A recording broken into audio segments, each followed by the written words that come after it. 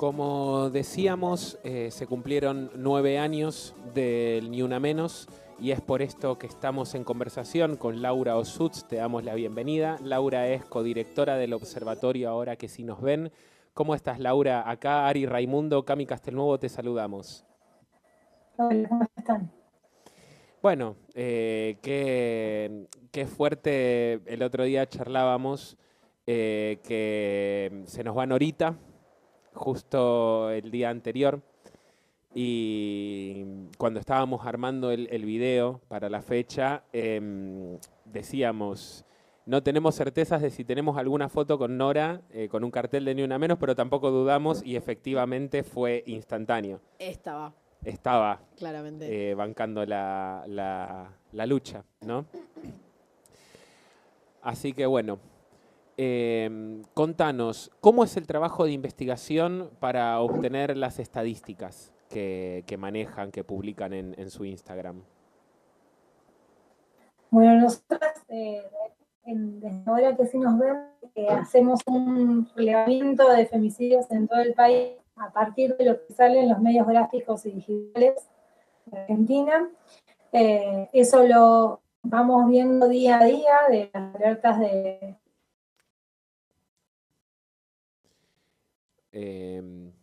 Laura, me parece que estamos con un problemita de conexión. ¿Nos escuchás? Bueno, a veces sucede. puede pasar. Puede pasar. Claro. Laura, si nos estás Voy a escuchando. intentar. Sí. Ahí va. Si me das un segundo con los datos del celular. Si me das un segundo. Sí, No, por por supuesto. favor, no hay problema. No te preocupes. Bueno, como decíamos, estamos en conversación con Laura Ossutz, codirectora del observatorio Ahora que sí nos ven, observatorio que hace un relevamiento sobre femicidios, transfemicidios. Casos de violencia de género. Teniendo en cuenta que se cumplieron 9 años del Ni Una Menos, sobre todo en este contexto, lamentable contexto, pero que desde la fecha hasta ahora seguimos perdiendo compañeras y compañeros día a día, una mujer cada 31 horas, y esto continúa. Laura, ¿nos podés escuchar bien?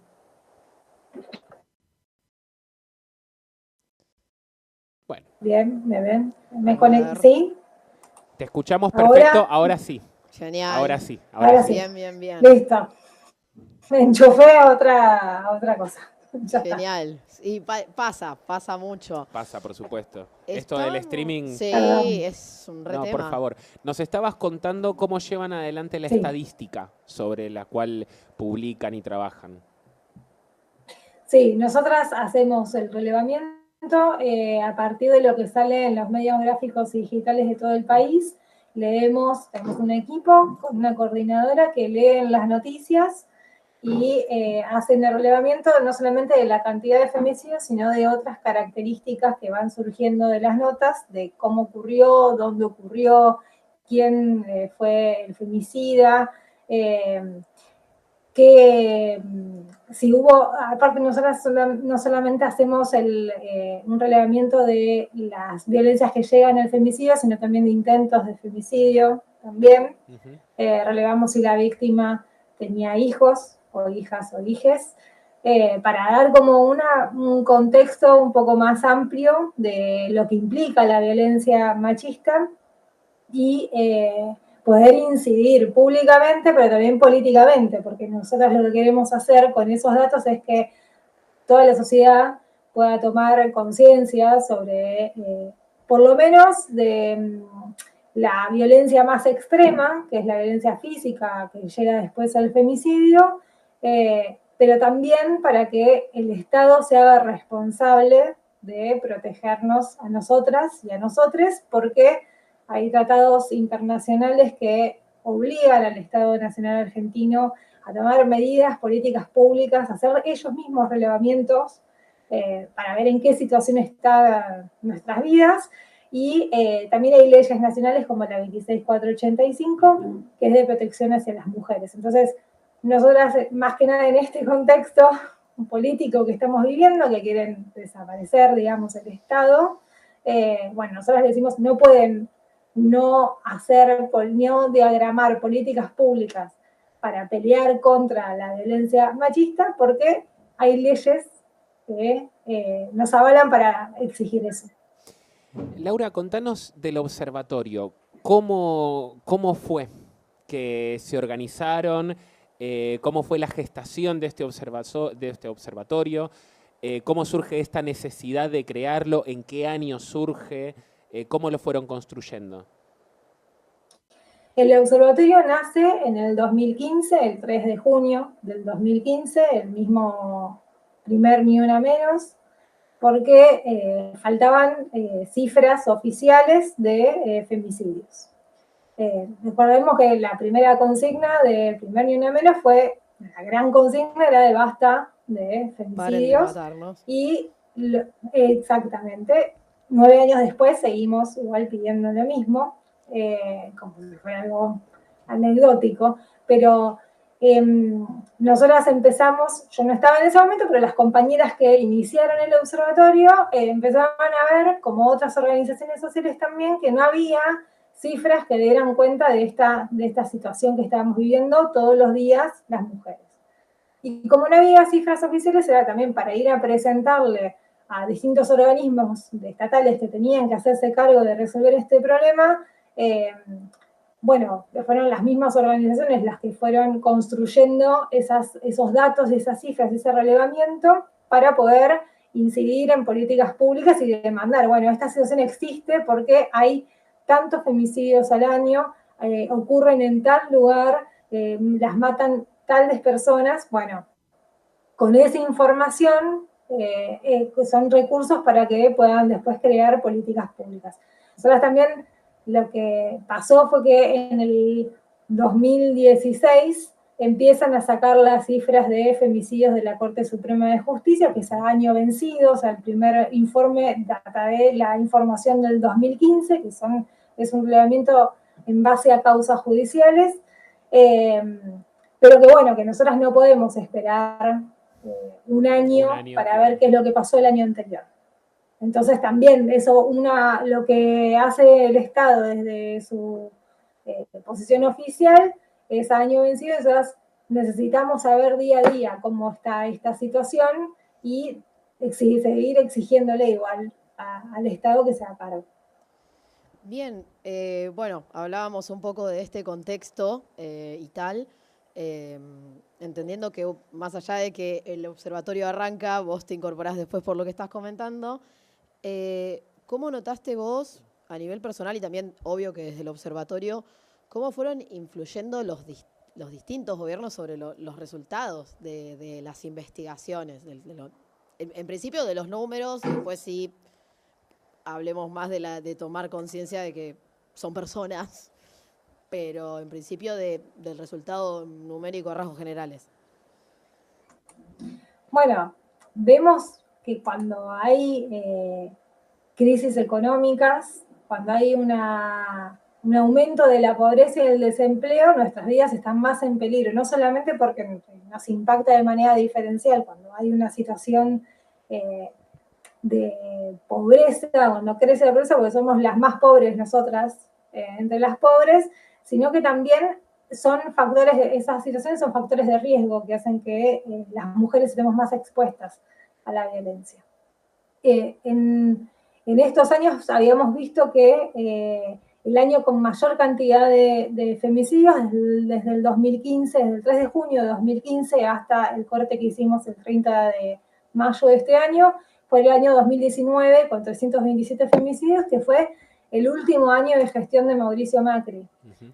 Nosotras pensamos, o sea, desde nuestra organización, nosotros tenemos una construcción que trata de ser federal y popular en todo nuestro pensamiento y en toda nuestra línea de investigaciones que hacemos y de nuestro contacto también con los territorios de las comunidades. Y no podemos dejar de lado en este sentido que las políticas neoliberales impactan de lleno en la vida de las mujeres y de las diversidades sexuales también, porque somos las que menos oportunidades tenemos para acceder a un empleo formal, no tenemos oportunidad de acceder a una vivienda, por esto mismo, porque si no tenemos, por ejemplo, una garantía, no podemos acceder, si no tenemos recibo de sueldo, somos las más informales dentro de los informales en los trabajos, no podemos acceder a una vivienda, y esa situación socioeconómica hace también que una mujer que está en una situación de violencia le sea más difícil poder salir de esa situación, porque muchas veces el sostén del hogar es el varón que es agresor, esa mujer muchas veces tiene hijos, hijas, hijes, que viven en ese hogar y que ella no puede salir de ahí porque no tiene un sustento económico. Entonces, todo se liga con todo, y aparte de ser historias, también son personas que viven en un contexto político y económico que puede hacer la vida un poco más fácil o un poco más difícil. Laura, en este momento. Sí. No, en este momento sí, es terrible. De hecho, pensaba en lo que comentabas con la situación de los agresores en el plan acompañar, por ejemplo, que no es suficiente, obviamente. Explicamos, el plan acompañar otorga una ayuda económica a las mujeres y personas que se encuentran en una situación de violencia doméstica para que cuenten con cierto respaldo estatal para poder irse de ese lugar, encontrar alguna alternativa, sobre todo pensando que intentar hacer un giro, ¿no? Porque siempre son las mujeres las que se tienen que ir de la casa. Sí. Y no al revés. Ahora, pensando sin tomar un posicionamiento partidario, a partir del año 2020, con el cambio de gobierno, tenemos un Ministerio de Mujer, Género y Diversidades, hoy devenido en Secretaría. Esto es una impresión mía, quiero tu opinión al respecto. Si bien tenemos este ministerio, tenemos el plan acompañar, tenemos la ley de los 1000 días, se larga el IBE, yo creo que no hubo una llegada del Estado en explicar. Legislar siempre es importante, por supuesto, pero si no hay una campaña real de comunicación, de concientización, en donde no solo se trabaje con las mujeres, sino también con los varones agresores. Porque si no se trabaja con los varones agresores, seguimos reproduciendo ese modelo machista. Entonces, la pregunta es, además del ministerio y las leyes, ¿cómo viste al gobierno anterior, puntualmente, en relación a acompañar estos organismos? Por ejemplo, el observatorio en el que vos codirigís. ¿Hubo cierta responsabilidad del gobierno del Frente de Todos en acompañar, por ejemplo, a tu observatorio, al observatorio del que formas parte? ¿En qué sentido acompañarnos a...? Digo, como organización. No quiero ir, porque viste, siempre hablamos de la cuestión económica, de decir, che, bajamos tal guita, pero más allá de la cuestión económica, tomar sus datos, invitarlos a dar debates, charlas, visibilizar su trabajo, tomar sus cifras para llevar políticas de Estado adelante. Bueno, creo que no puedo particularizar en nuestro observatorio, pero que sí ha trabajado con diferentes organizaciones en los barrios. Y eso me parece que fue algo muy importante. Yo creo que igual todo es perfectible, que todo no iba a cambiar el 10 de diciembre del 2019 cuando se creaba el ministerio. Claro. Eso nunca iba a suceder porque es una problemática muy compleja. Me parece que sí, ya tener un ministerio implica una jerarquización de la problemática de nuestras demandas, que fue muy importante. Porque aparte se había puesto como la tarea de transversalizar la perspectiva de género y pensar políticas públicas no solamente en alguien que está dedicado al género, sino que se pueda sentar la ministra de género con el ministro de Economía. Claro, claro. No sé, como cuestiones que nunca estaban transversalizadas. Me parece que se hizo trabajo con organizaciones, seguramente debe haber sido deficitario en el sentido de que siempre necesitamos más, pero se hizo un trabajo territorial había una capacitación a talleristas y también que tenía que ver con la cuestión de la contención más en las comunidades, que se llamó Tejiendo Matria, por ejemplo. Me parece que lo que ahí, por ahí hubo una cierta desconexión desde el Estado y las organizaciones, que tuvo que ver que las organizaciones nunca se terminaron de apropiar de ese ministerio, en el sentido de que había muchas compañeras que estaban trabajando ahí adentro y que muchas son trabajadoras del ministerio que vienen también desde el Instituto Nacional de las Mujeres. No hablo solamente de personas partidarias o funcionarias, sino personas que están trabajando hace muchos años en ese organismo, hoy devenido no en secretaría, en subsecretaría, que fue mucho peor, porque se bajó muchísima más la importancia y pasó últimamente de capital humano ahora a justicia, y hoy nos enteramos que próximamente van a echar a 500 trabajadoras del ministerio, lo cual va a afectar muchísimo la atención de la línea 144.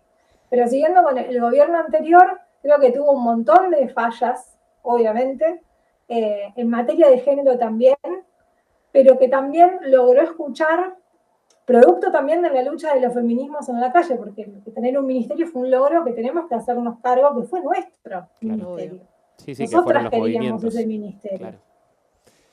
Después nosotras no elegimos quién es ministra, muchas cosas dinámicas y cuestiones que se nos escapan.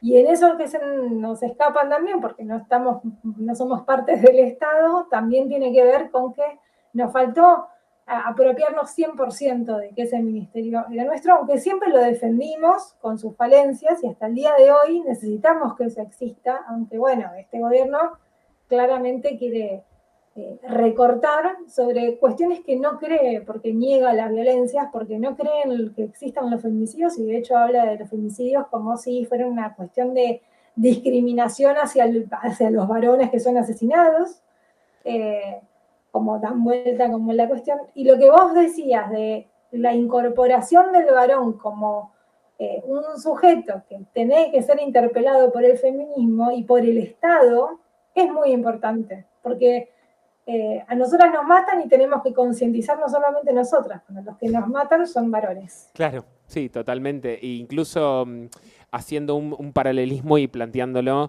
desde la perspectiva de masculinidades, por ejemplo, el caso de los asesinos de Fernando Báez Sosa, ¿no? Corremos por un momento la violencia de género y vemos que las masculinidades per se se matan entre sí por cuestiones propias de la masculinidad. Ahora, te quería preguntar, ustedes publicaron una cifra que es que desde que empiezan los relevamientos hasta ahora tenemos 2.544 femicidios, en donde 2.209 niñas no solo que quedan sin sus madres, sino que encima son víctimas de este patriarcado y esta violencia machista.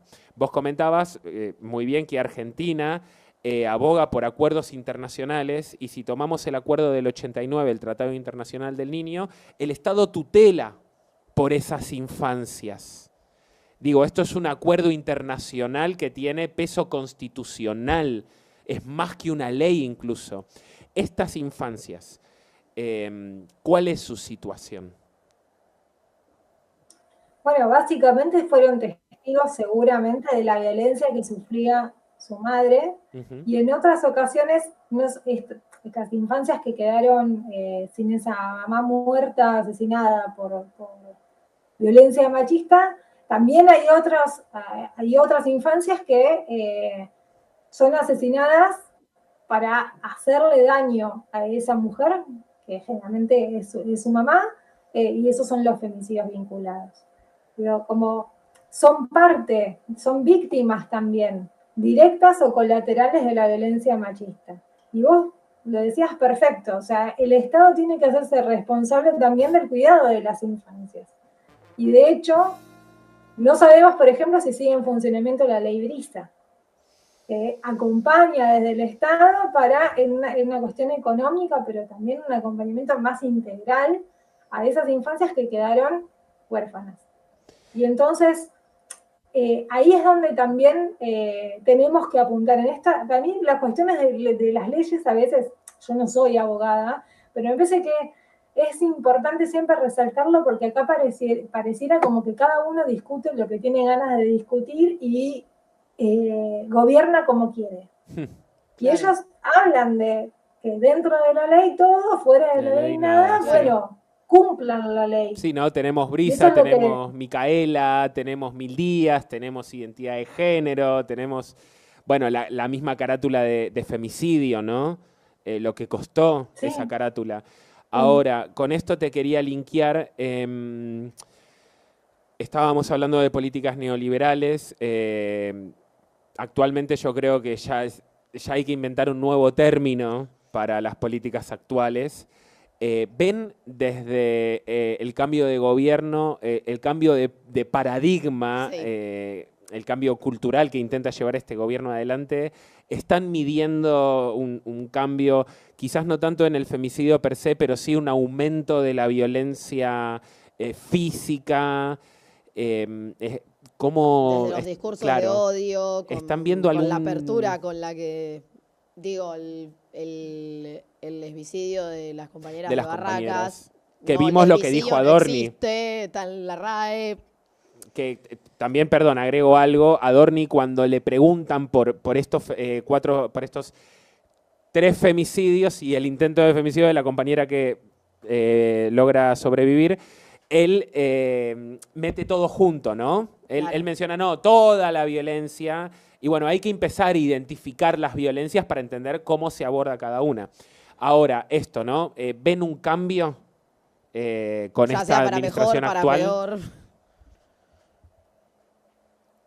Vemos que ya hubo como alguna transformación. Nosotras logramos en el 2015 que se pusiera en agenda el tema de basta de femicidios. Era como que había un hartazgo y no se toleraba la violencia física y la muerte de una mujer. Ahora, cuando se empezaron a incorporar otro tipo de demandas que tenían que ver con una cuestión más económica, empezaron a decir que se había politizado la demanda, que Sí. había feministas buenas, feministas malas, digo, como se fue como gestando algo que por suerte tuvimos como 4 años de gobierno en el cual conseguimos, vuelvo a decir, fruto de la lucha de las mujeres en las diversidades en las calles, un montón de derechos, sobre todo el derecho al aborto legal, seguro y gratuito, que era como algo que venían luchando hacía décadas. Hoy en día es muy complejo porque todavía estamos viendo qué es lo que está pasando. Claro. No tenemos una medición de si aumentó o no aumentó. Lo que sí vemos, por ejemplo, es que en los medios de comunicación no se habla mucho de femicidios y de violencia de género. Y que nos preocupa, a nosotros nos preocupa particularmente porque nuestro relevamiento es en base a las notas que salen en los medios de comunicación. Pero aparte es como... estamos en un contexto en el cual se niega esa violencia y no se habla tampoco de esa violencia, salvo desde las organizaciones y bueno, y otras y referentes feministas, no se habla sino del tema. Y hay como una cuestión como incómoda también, pareciera, en los grandes medios de comunicación, y eso está ligado con el clima de época. Y que también nos hace preguntarnos, como no se habla de las violencias, pero al mismo tiempo se invita a intelectuales del odio, Sí. hablar en medios de comunicación que parece que con periodistas que parecieran que son progresistas. Podés decir los nombres, podés decir acá, Ernesto acá Tenenbaum nos y manejamos. Nicolás Márquez, no hay ningún Estamos problema. bien con eso, no hay, Sí. no hay asunto. Porque aparte son hechos concretos, digo, esto como de, bueno, Son concretos. claro, dentro de la ley todo, fuera de la ley nada. Bueno, acá tenés las leyes, acá están. El agua hierve a los 100 grados centígrados. Son hechos concretos. ¿Los estás respetando o no? Algo que me preguntan por acá por mensaje, me preguntan si se sigue pagando el acompañar. No tenemos información oficial. No hay información. El Estado no está brindando información sobre ninguno de los programas que tiene. Creemos que no debe funcionar, y esta por ahí es una hipótesis, no deben estar funcionando muy bien porque primero se le bajó la jerarquía al ministerio y después que hay un montón de compañeras que se ocupaban de esos temas dentro del ministerio que hoy están sin trabajo porque las despidieron. Entonces, no sabemos muy bien y necesitamos también que, por ejemplo, la subsecretaria Claudia García hable en los medios de comunicación, que alguien la entreviste. Nadie se le ocurrió hacerle una nota a ella en Ni Una Menos, como voz oficial, aunque ella diga y defienda su gestión, lo que sea, pero como que nadie la entrevista, no le conocemos la voz, casi que, o sea, si la googleás le conoces la cara. Sí, pero no hay otra manera. Claro, pero es eso. No hay otra manera. Pensaba Entonces, como con es el muy difícil ministro. no contar con información oficial, ¿eh? Pensaba como el caso del ministro ruso, el ministro de Salud, que nos enteramos de quién era a raíz de el desastre en relación al control del dengue. Hasta que no voló todo por los aires, no sabíamos quién era. Bueno, Nicolás Pose no lo conocimos la voz hasta la presentación del Senado, del informe de gestión. Sí, sí. Sí, bueno, pensaba en Estela Díaz, en la ministra de la provincia de Buenos Aires, corregime si me equivoco, único ministerio con categoría ministerial en el país. Sí, no sé si en otras provincias, porque hay áreas de género. Digo con el rango, ¿no? Claro. Con no rango sé si ministerial. tiene rango de ministerio en otro país, en otro lugar del país. Pero sí, y desde el ministerio de las mujeres en provincia, por ejemplo, hace un tiempo habíamos encontrado un informe surgido de una política pública que tenían que tiene que ver con lo que vos hablabas de la atención a varones. Y eso también está bueno resaltarlo. Yo no sé si seguirá, supongo yo que seguirá en pie, pero en una línea que se llama Línea Hablemos, donde el varón que ejercía violencia podía, sí, obviamente tenés que reconocer, ¿no?, que estás en esa situación, pero podía llamar para recibir algún tipo como de contención y también para transformar esa situación que estaba viviendo de violencia que él ejercía, ¿no? Sí. Y esa política pública es de contención también porque a nosotras muchas veces nos dicen que, bueno, no quieren que vayan a la cárcel y quieren que estén todos libres, entonces como que, ¿qué es lo que quieren? Porque no quieren que las maten, pero no quieren meterlos presos. Un cambio real dentro de la estructura. Claro, como que obviamente que nosotras necesitamos justicia y las familias y el entorno de las víctimas también, eso no está en duda, pero también hay que plantearse qué se hace con ese femicida o con ese varón que no llegó al femicidio. ¿Qué se hace de la cárcel? ¿El Estado lo acompaña para poder transformar esa forma de expresarse, esa relación asimétrica que construye con las mujeres? Eso también es algo para plantearse. Totalmente, agrego una datita que es que en provincia de Buenos Aires funciona un sistema para masculinidades agresoras.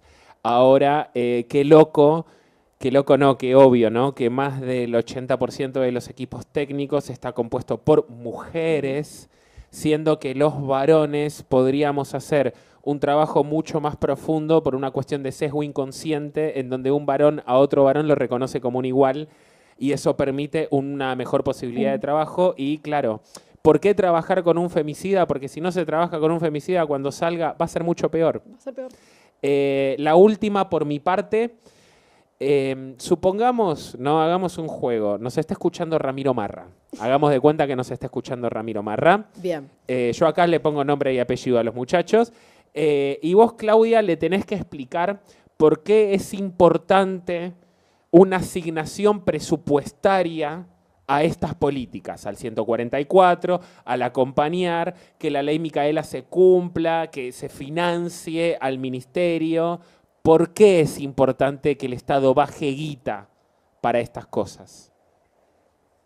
Qué difícil explicarle a una persona que no cree en el Estado y que cree que todo es un curro. Pero yo creo que a Ramiro y a otros como Ramiro se lo puede interpelar también. Vieron que ellos dicen, bueno, no estoy a favor de la violencia de género porque quiero a mi mamá, bueno, que poder interpelarlo por ese lado, que le puede pasar a la mamá o a la hermana o a la amiga o a alguien que es cercano y que en esa situación muchas veces no hay un entorno que se pueda hacer cargo porque no tiene un sustento económico, porque no tiene un lugar donde ir, y que ahí es donde tiene que aparecer esta, como indagar, que, bueno, ¿y qué se hace? ¿Qué se hace?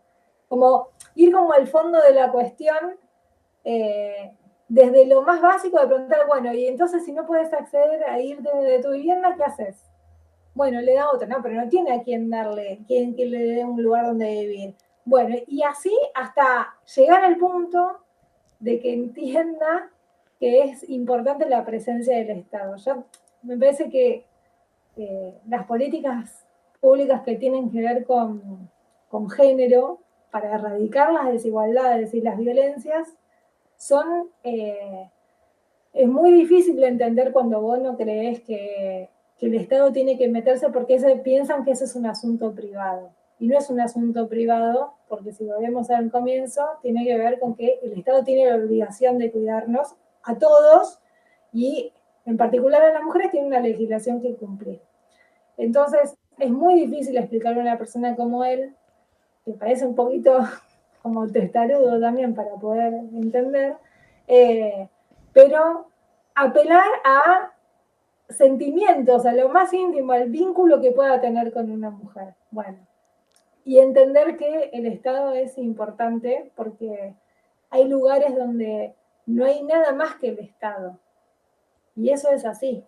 Y bueno, nada, o sea, no sé igual cómo le haría una campaña No, de es comunicación medio a esa como gente, método sería socrático, un lo vas llevando, desafío. ¿viste? O sea, lo haces Claro, razonar. Es como, como, bueno, si a tu mamá, y entonces, y por sí o por no. Y lo vas conduciendo, claro. ¿viste? A ver con qué se encuentra. Yo como una última cosita, después, bueno, si querés agregar algo vos que quizás nos hayamos salteado, eh, sabiendo, digo, de todos, bueno, que ministerio, que secretaría, que subsecretaría dentro de otro ministerio y en cualquier momento termina siendo mi baño, que es una habitación de 2x2, y también los despidos, los recortes y tal, entendiendo que es difícil denunciar, ¿cómo crees que nosotros podemos colaborar con observatorios como ahora que sí nos ven, que ahora casi que no están pudiendo hacer ni un relevo de cifras? Eh, yo creo que en estas situaciones en las cuales como que son muy hostiles entre diferentes organizaciones y también entre diferentes militantes o no militantes, no importa eso, lo que queda es como tejer red.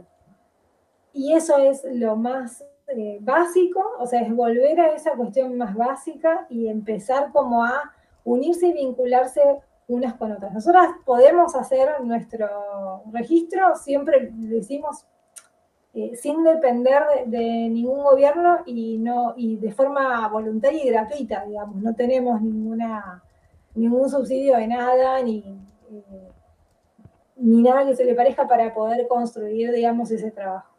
Ahora, creo que no es solamente concentrarse en el trabajo de una organización, de la misma organización, sino también poder ver qué están haciendo otras, que están investigando, pero también a qué se dedican, porque por ejemplo a nosotros nos llegan a veces casos de personas que quieren denunciar o quieren hacer una consulta porque están en una situación de violencia o conocen a alguien, y bueno, y ahí estamos todas en el grupo diciendo, bueno, ¿conocen a alguien que pueda, o alguna organización que trabaje con víctima de violencia? Sí, yo conozco bueno, y ahí se va formando la red, y lo que no podemos observar nosotras porque no nos dedicamos a eso y porque no tenemos la experiencia y no le podemos garantizar una buena contención, lo puede hacer otra organización que está formada en el tema y que tiene experiencia. Entonces, yo creo que hoy, ya hace bastante tiempo, y es algo que también fuimos practicando durante